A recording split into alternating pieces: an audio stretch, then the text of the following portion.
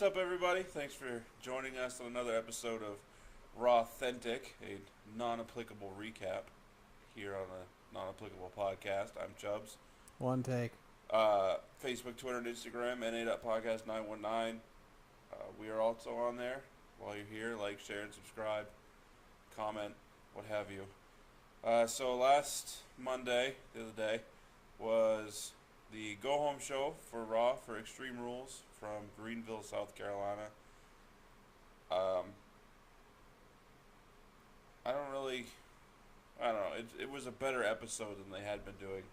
So, had an impromptu, almost, Hardy's and Dean versus Miz, Cesaro, and Sheamus. The Hardys and Dean got the win. Jeff pinned the Miz. The Drifter versus a jobber named Zach Evans. The Drifter won, obviously. This was weird. One of two main events happened. The third match was Finn Balor versus Samoa Joe versus Bray Wyatt in a triple threat. Not really sure how that's one of two main events since there's several matches in between. Samoa Joe gets the pin on Bray Wyatt. Then we had Rich Swann versus Noam Dar. Rich Swann gets the victory.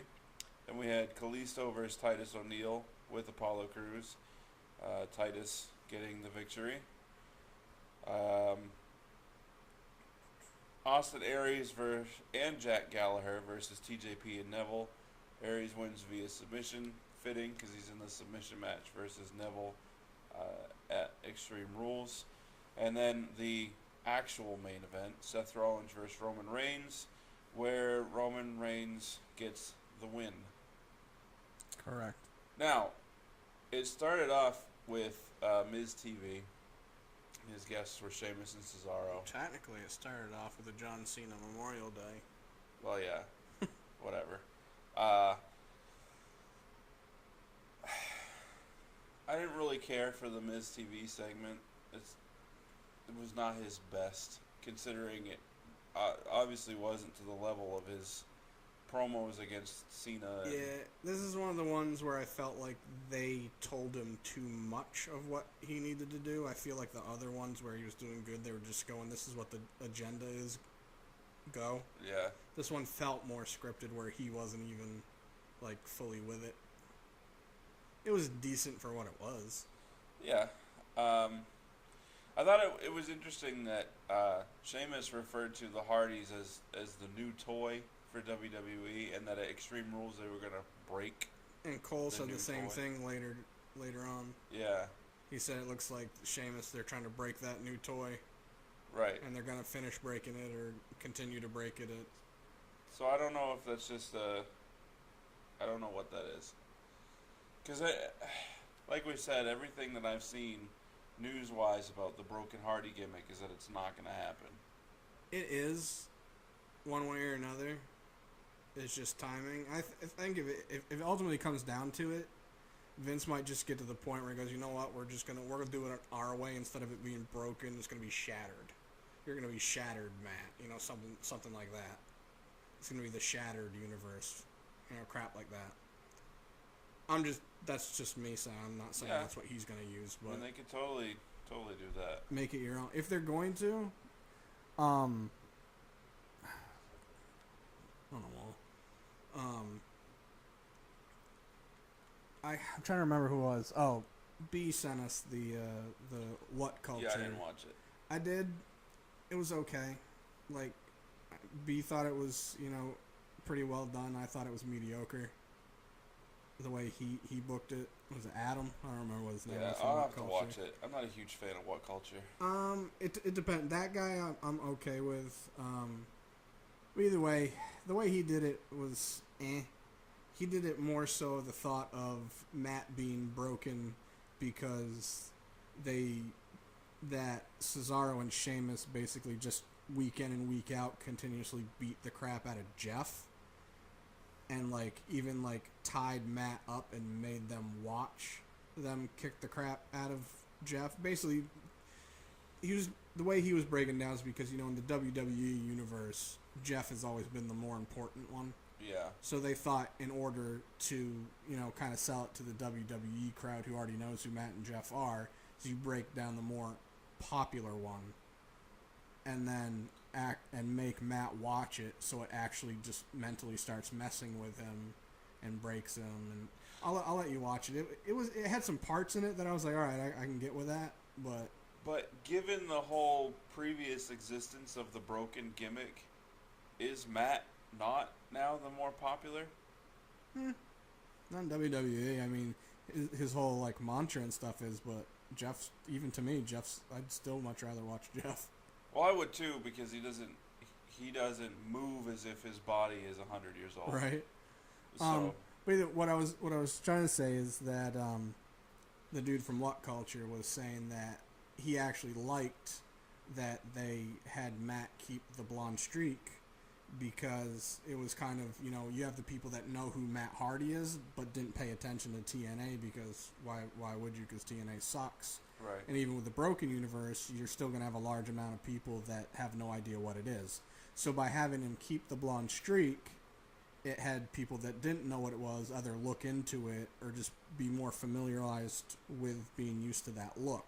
That way, if they end up having him, dye his hair or get rid of the bleach and go back to it, then when it comes bleached again, people are like, oh, okay. Yeah, I still would have rather from the jump they made him get rid of it. Agreed. But that's just me. Also, in this match, there was two things that I wasn't a fan of. The ref acknowledged a tag that he did not see.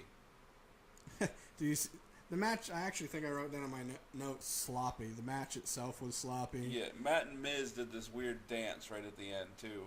Yeah, They weren't sure where to put their feet. Yeah, and there was one time where Dean was supposed to tag Jeff, but he was closer to Matt, tried to tag Matt, and Matt's like, I'm not the one that's supposed to be tagged, so he pulled his hand away. Yeah. And then Dean had to go and tag Jeff. Yeah. And I was like, oh, could have just went with it. Yeah, I mean, you could have gone in, grabbed the opponent at the time. And just said, hey, I'm going to throw you to the corner. Right, I'm going to go get Jeff. You would think that some guys that have been around that long would be better at that. Well, I can say in their defense, it's probably the first match they've had with Dean. So, yeah, things are a little bit off. So that whole thing with Corey Graves after that match, was that weird to you? Mm-hmm. Like, first I'm like, oh, he got a text saying that, like, a family member died. And I was, like, legitly concerned about if that was a shoot or a work. I hadn't watched Raw yet. I didn't actually watch it until it was, like, almost over. I started watching. Well, from the beginning. I didn't start watching it. It was almost over. It was almost over. Then I started watching from the beginning. Six messaged me. He's like, so Kurt's going to be off TV already? And I was like, A, I'm not watching, and B, no. I'm not even sure what happened. So there's some sort of investigation, or there's some info about Kurt Angle that's going to... I don't know if it's... Obviously, it's not... It could be real information, or it could have been something that's already happened and they're using it for storyline. But obviously, it's not real, or they wouldn't have put it on TV like that. Right. So yeah, there was no context to it. Yeah, there's nothing alluding to anything. Right. It was just Corey's disengaged from the announced team. I liked the whole concept of it so far, though. It was different and made you like, whoa, what's going on? Opposed to yeah.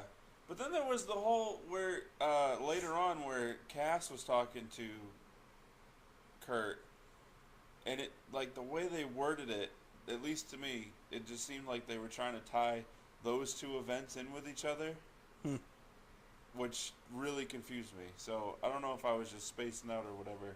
I don't know. I didn't see it that way. I mean, I will say that it's already been rumored that if Kurt has a match in WWE, which he's going to more than likely will, his first match at least is more than likely going to be against Triple H.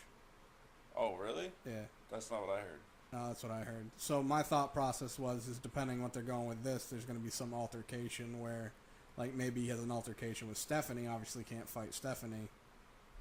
Cut to proxy. I had heard it would be the Miz, because the Miz is a safe worker. Opponent. Yeah, given Angle's medical history. Right. And plus it would make sense because the way Miz was always after Daniel Bryan to get in the ring, why not try the same tricks? No, that would definitely make sense, and I think I actually heard that too. That would be a possible work, but We might have talked about it. I heard that Triple H was going to be the first opponent.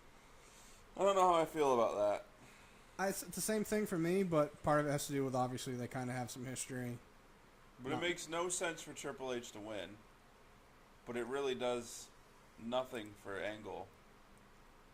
Well, obviously, have a match and stick it to the authority. I suppose. Drifter versus Zach Evans. The 104. What, are they finding jobbers at like discount weight or us or something? I just don't understand. You have a giant roster for this show, including people who are already jobbers. I would have much rather seen him go against Curtis Axel. Yeah, or even Kurt Hawkins, who dropped down to NXT to be his star factory that he's... Yeah. You know, you probably don't agree with it, but I actually think that that's not a bad gimmick if they use it right. Like the way Kurt sells it is, you have a match with me, you're destined to be in the main event. That could go places. Yeah, but how many people are... It would have to be against people not currently in a path to be main events. Well, yeah, but he could also work it into it. Like, he could work it into where he's talking to, Kurt Angle, if he's still on Raw or whatnot. Go up there and be like, hey, let me get a match with this guy. Let me sell him. Let me get some notoriety here. Like, they could work it into where he could use it as his gimmick to try to get other people over, but in return, he's trying to get himself over. Okay. I'm just saying that, like, it has working room if they wanted to. And it would just have a jobber that kind of had something that I find funny. That, hey, you want to be a main event? Come beat me up. Right. What happens if he wins his match? Main event. Curse is broken. I don't mind the Drifter, so that's what I was gonna get to that. I don't either. I kind of wish that he, like, sucked more at the guitar. I kind of wish, like, he'd be playing and then miss a key and then, oh, wait, and then have to, like, look at his hands to try to place them and stuff. Yeah, just because I find it funny. Terrible. Yeah. Yeah, that would be funny. So the first of the two main events, Finn Balor versus Samoa Joe versus Bray Wyatt.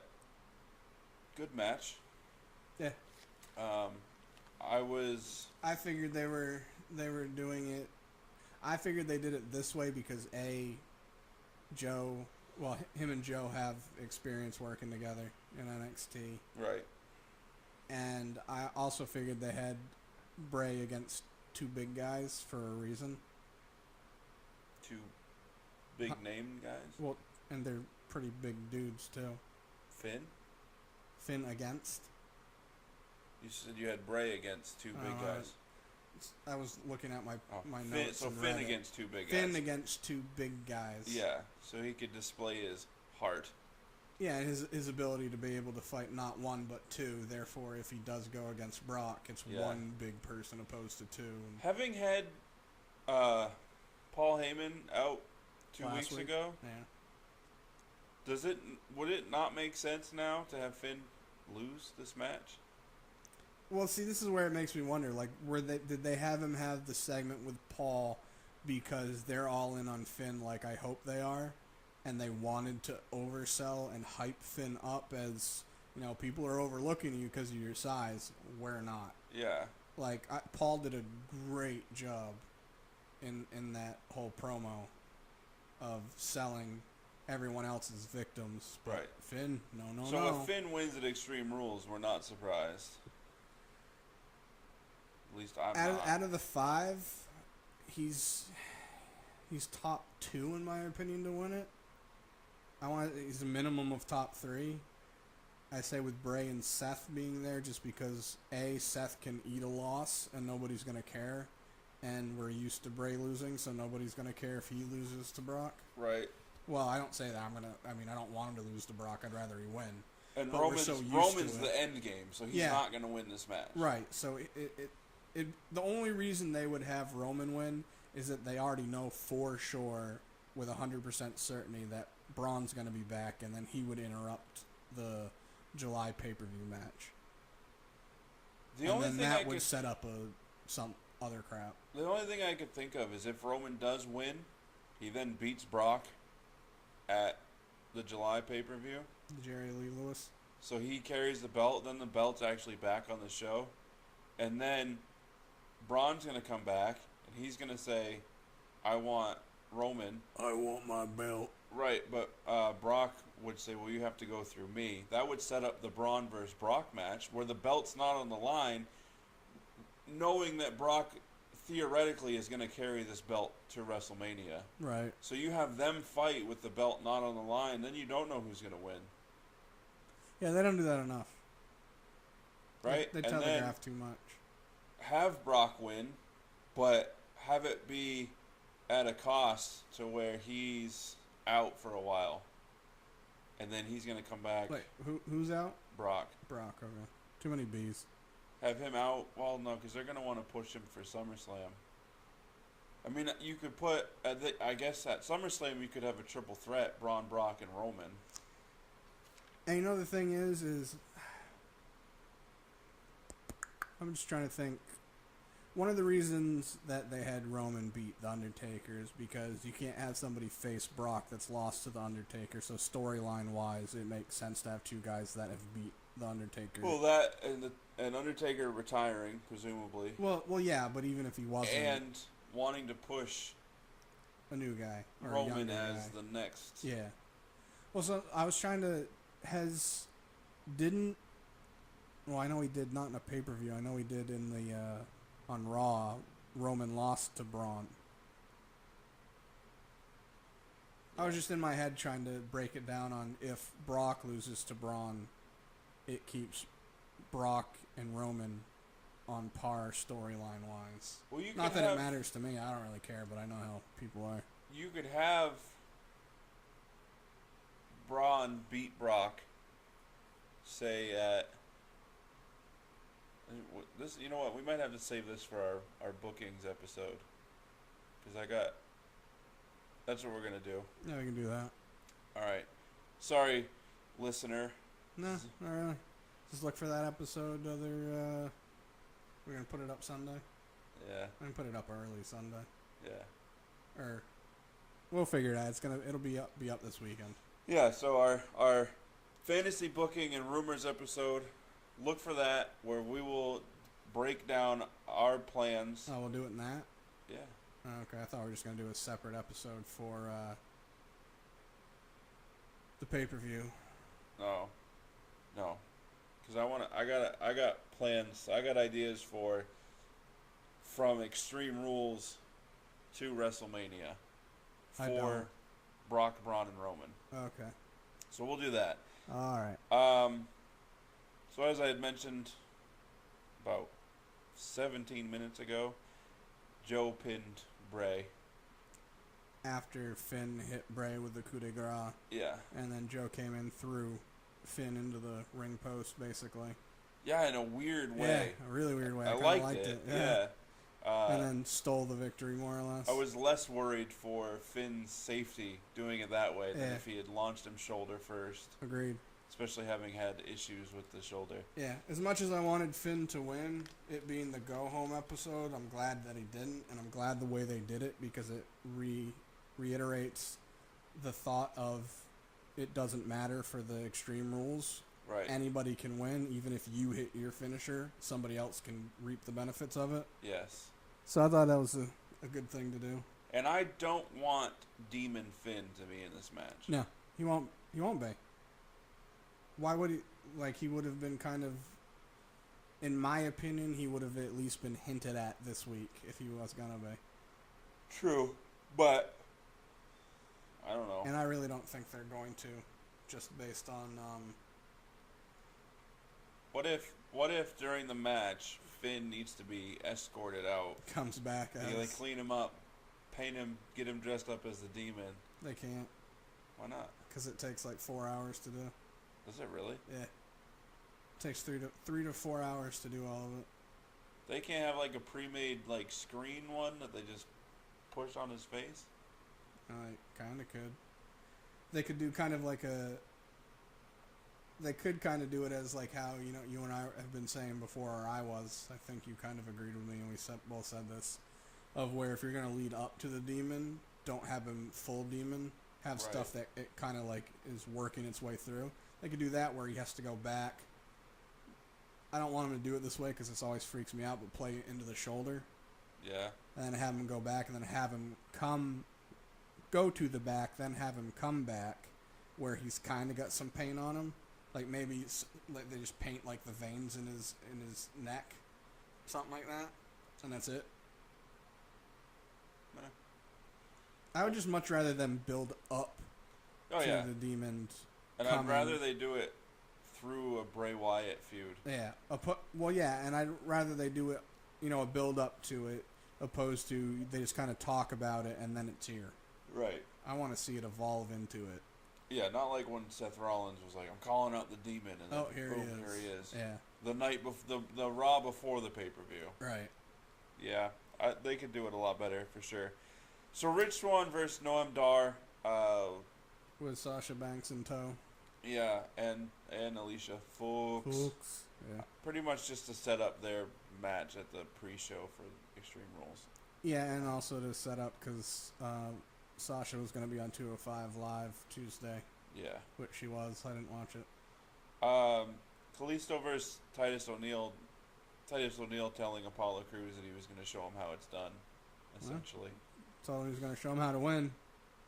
And then he did. He won. With a handful of tights, and Apollo called him out on it. That's how you do it. That's how you win. Apollo went, yeah, saw you had them handful of tights. And then they took that awkward selfie. I guess supposedly on the WWE YouTube channel, they had like an interview with those two. Like, you know how like after sporting events they have like the interviews? Right. It was supposed to be one of those, but it was only Mike Rome was the only one interviewing him. But they were doing it like it was a regular one, and I guess Titus and Apollo were taking like satirical jabs at LeVar Ball. Nice. They're like, yeah, we got our own shoes coming out. Oh, there's the 475s. Ours are 675s. Oh, the flip flops 200. Ours are 375, but the ones for the kids are 300. I'll have to look that up. That sounds funny. I haven't seen it. I only heard about it. So, after that match, WWE decided to recycle something that they've done before, most notably and best done back in 1999, where Mankind, Mick Foley, did a "This Is Your Life" for The Rock for his birthday. Oh, here's other stuff though. So, Alexa Bliss did a Bailey "This Is Your Life."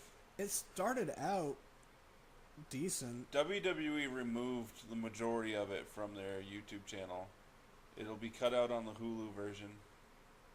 Because It ended up being way too long and way too awkward. yeah, it was horrible. I don't know if they did that on purpose because Bailey's kind of weird and awkward, but No, they didn't do it. it on started purpose. out where it was kind of decent. Alexa was doing what Alexa does, playing against the crowd, and like when they'd say what, and she's like, "That's exactly what I thought." Right. And then it got to when she was talking to the ex-best friend, it just started getting very uncomfortably awkward and not entertaining. Yeah. No, even WWE, the WWE officials backstage agreed that it was awful. Yeah. And for one of the few times, I agree with them. Yeah, it was pretty bad. I don't really have much to say about Aries and Gallagher versus TJP and Neville. Yeah, because it's like the third or fourth time we've seen it. Yeah, and each time Aries is winning by submission, and now because Aries is better known for his submissions than Neville is.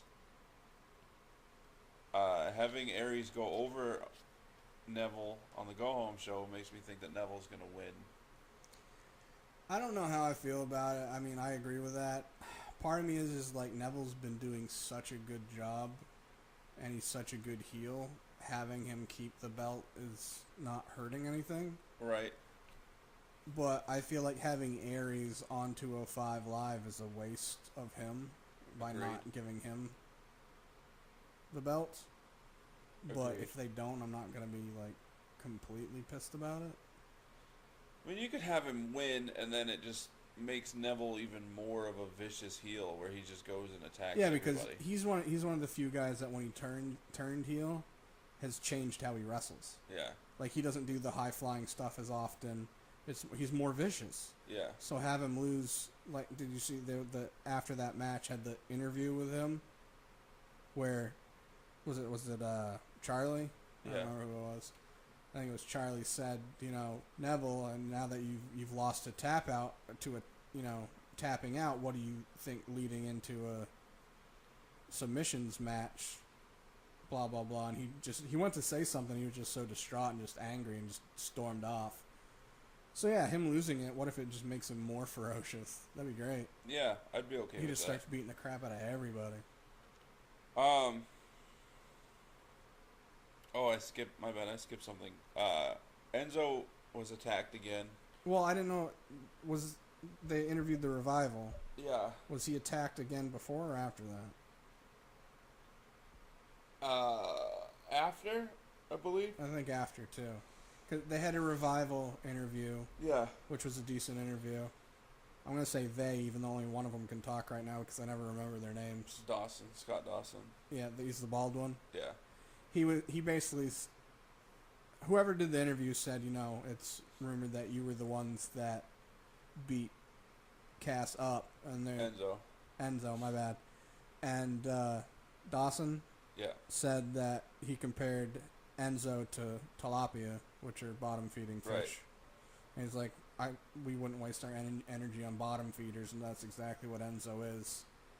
And it's like, we weren't even on Raw last week, and then they showed the footage of doing the Sasha interview last week, how they came out in the background, and he said, no, we didn't have a match. You just worded that wrong. We've been on Raw since he's been injured. We just haven't had matches or been on the mic, blah, blah, blah. Then they went back to the announcers table. Corey was back. Actually, that was probably before. But either way, Corey was back, and they were talking. Corey said something, which I don't remember what it was, but apparently he made like a reference of it was probably Cass, but he didn't say it that way. Yeah, I didn't hear him say that. I didn't either, but either way, so cut to Enzo got beat up again. Yeah, and then Cass went out and confronted Corey. You're going to confront Corey. Yeah, and that's where he said, you're going to say that it was me that did it. You better say it to my face, blah, blah, blah. Yeah. It's weird. So we both agree that we think it's Cass. I actually forgot about the Revival. So once I heard that they were in that footage of Sasha's interview, I was like, oh, that makes sense. They could have a cool feud. And then... Yeah. I mean, the ultimate goal is to break up Enzo and Cass. Why not at least let them have one more feud with the Revival? Yeah. Where they end up losing, or even if they win, Cass is still like, listen, I'm sick of fighting your battles for you. No, have them lose, and what you do is it be similar to DIY where Johnny was the one eating the pins all the time, and he was the reason why they lost matches. Have it with Enzo, which usually when they lose it is his fault. I don't want to see it that soon after it's already been done. No, I just mean I'm talking like not next week. I mean, you can lead this into like 3 more pay-per-views and just have them have like a when the Revival comes back, have them have a 3-month feud with them. Have Enzo and Cass, maybe win the first one or one in the middle or something like that, but each one they lose is because Enzo did something stupid and he's the one that eats the pin every loss. Yeah. And Cass is just like, I'm done with this. I can get another Goldust promo now that he's heel, plus a following R-Truth promo that was actually kind of funny. I don't know if they're going to add a match to Extreme Rules for them or if they're going to wait until... I don't... If they do, I feel like it'll... I don't know. I feel like if they do, it's dumb because right now there's sort of build up to it, but there hasn't been an in-ring build up so to have their first match at a pay-per-view kind of feels like they're just going to have it start and end there. Yeah, agreed. This is also where I wish that Goldust was the one that was face, because given his weird tics and mannerisms, would be hilarious when he's talking about the July pay-per-view. Right. So that's my thought on that. And the actual main event, finally, that we got to, Seth versus Roman. Roman won. I don't know how I feel about it. How do you feel about it? Depends on how you want to look at it. Going into Extreme Rules, usually the winners from standing tall means they're not winning matches going into pay-per-view, so that means him and Joe aren't winning. True. Which my top 3 to win it was going to be only based on if they didn't have the segment with Finn and Paul the 2 weeks ago, Finn probably would have been second or third on my to win it list. Yeah. But since they had that, of course they could have done it just to try to, put one over on everyone. I'm putting him at 1, and then Seth at 2 and Bray at 3. And I say that just based on what I said earlier, where I feel like Seth can eat a loss, and it's not gonna be detrimental to him or his character. Right. And even though people are kind of sick of Bray having this build up to lose, we're enough used to it where it's not gonna affect thoughts of him. Right. Finn's the only one where you don't want him to lose. I mean, if he loses to somebody and it's Brock, you're okay with it because it's Brock. But in the same, you don't want to build a guy up to have him. I don't want Brock to win because he's not on TV enough. That's the other point. I mean, if you want him to eventually lose the belt to Roman at next year's WrestleMania, let him lose it now and win it back some other time. Yeah. Because he'll get his rematch if he loses. See, this is where it sucks. So if you have Finn win it, that means Finn's not going to have it for loud noises. That means Finn's not going to have it for all that long. Right. Which, I mean, I guess I could kind of work it as, because, I mean, he had to hand it over last time because of injury. So I don't know how they could work it this time if he won it and just been like, well, he won it. I say they let Joe win it. It's kind of would diminish his, I mean, even though it's, you mean win the belt? Yeah.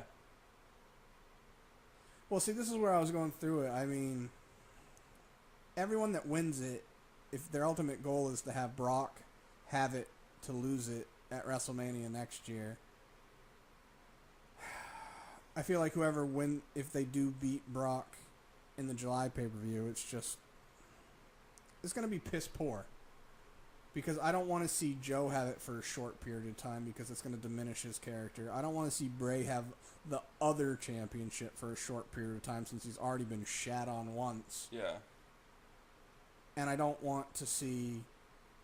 I mean, Seth's probably... I mean, he's not... If Seth goes against Brock, he's probably going to lose. Just because, like I said, he's one that can afford a loss and it's not going to be detrimental to his character. Yeah.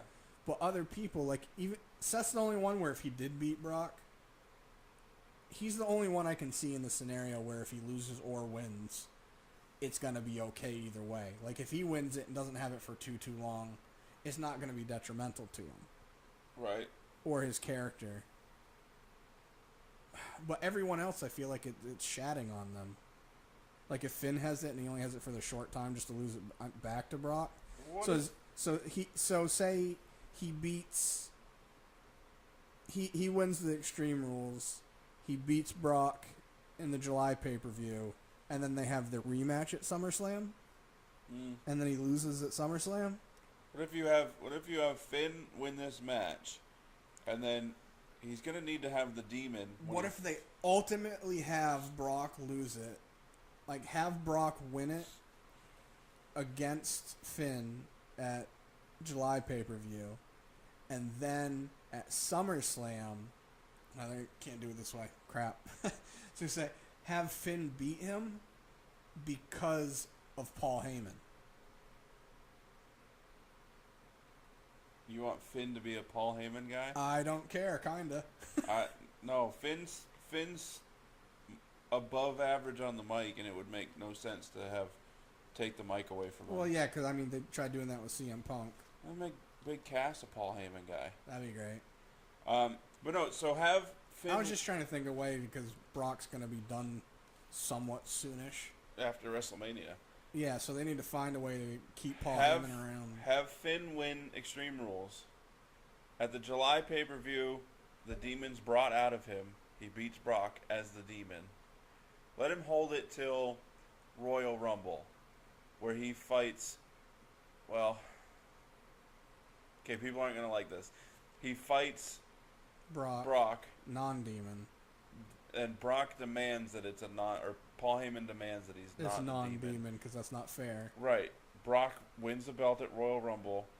Unfortunately, Roman Reigns would win the Royal Rumble, and then Roman Reigns go on to fight, or let whoever win the Royal Rumble. And later on, there's a stipulation where if they lose the match to Roman Reigns, Roman Reigns goes to WrestleMania. Royal Rumbles both.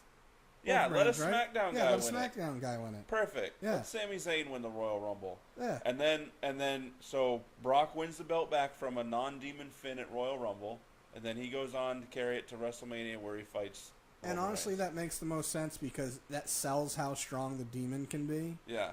Protects the Demon, gives Finn kind of an out, doesn't necessarily hurt him too much. Right. It keeps Brock being the major heel. It keeps Paul being Paul. And he's already had the segment where, we don't underestimate you. This could be the whole thing. Hey, we already don't underestimate you. The Demon is not fair. That's cheating. Yeah, something like that. Yeah. And then you could also lead into, that's where you could lead into the Finn-Bray feud. If you have Finn carry the belt into Royal Rumble and then drop it, Bray could be like, I want Finn, but I want the Demon. And then Finn could do this whole thing where, like, no, I'm not using the Demon anymore.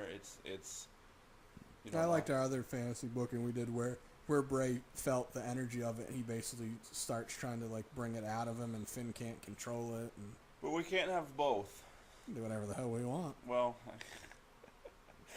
that's all I got for the show. Yeah, Roman won clean. It was a good match. Yeah. It started out where I was like, do I want to see this? And I was like, it got going. I was like, all right, they're doing good. I liked it.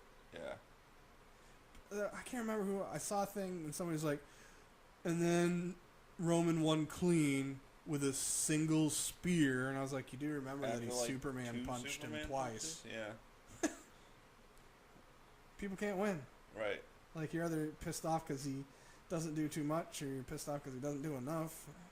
It's just people need a reason to hate. So Extreme Rules is Sunday, 8 o'clock. And he also, sorry to interrupt you, I just thought of it. Yes. Other thing is he did his drive-by differently, and I like it every time he does it differently. He put Seth just, close enough to the ring post where he could drive him into the ring post instead of it just being a run drive-by, which he did do a regular one later. But Yeah. anytime they add variations to already done moves, I'm excited for it. Or not excited, I like it because I don't want to be bored. Agreed. Extreme Rules, Sunday, 8 o'clock, WWE Network. Rich Swann and Sasha Banks versus Noam Dar and Alicia Fox on the pre-show. Alicia Fox. Neville versus Aries for the Cruiserweight title in a submission match. The Hardys versus Sheamus Cesaro for the tag team titles in a cage match. Alexa Bliss versus Bayley for the women's title in a kendo stick on a pole match. Dean versus Miz for the Intercontinental title. Stipulation is if Dean gets disqualified, he loses the belt. Well, technically, either of them can get disqualified, but if Dean does, he can still lose the belt. That's Right. how I'm interpreting it, right? Yes. It's like a normal match, but the stipulation is Dean alone, if he gets disqualified, Since he has the belt, it loses doesn't the mean belt. he retains. which right? I don't like, because then just anybody can come in, like Maurice can just walk in as soon as the bell And rings, smack the Miz. smack Miz, Dean loses the belt. I'm actually, to tell you the truth, I was actually thinking that it might start that way, and then Kurt will come out and be like, no. Maurice, you're out of here. Yeah, or he could be like, you know what? Since you're gonna bend the rules, Miz, this is officially a no disqualification match. Yeah, they could do that. I mean, I know you and B-Bub are both just like, Extreme Rules, but I like, the variety and the thought of you have two guys, one that's a heel that's basically known for not winning anything cleanly, Right. and then the lunatic, so it leads to them both trying to find crafty ways to get the other person to get disqualified. So to me, it could be highly entertaining. We'll see. I don't think it will be, if that's the case. But that's just me. And then finally, we have Roman Reigns versus Finn Balor versus Bray Wyatt versus Samoa Joe versus Seth Rollins Fatal 5-way. in an Extreme Rules Fatal 5-way number 1 contenders match. Which sounds really badass. It does, especially with those names. Yeah. That has potential. I think WWE will squander that potential. And I expect to be very disappointed by this pay-per-view. I like to go in that way anyways. That way if things are good, I'm like, yay. We will post a separate video of our separate episode of our predictions. It'll be up Sunday before. Yeah, Saturday or Sunday. We'll talk and figure out what makes most sense, because in my head right now there's too much stuff spinning around for me to focus on it. Yeah. So that's that. Facebook, Twitter, Instagram, NA.podcast919. One Take and I are also there. While you're here, like, share, subscribe, comment, what have you. Deuces. Double deuces.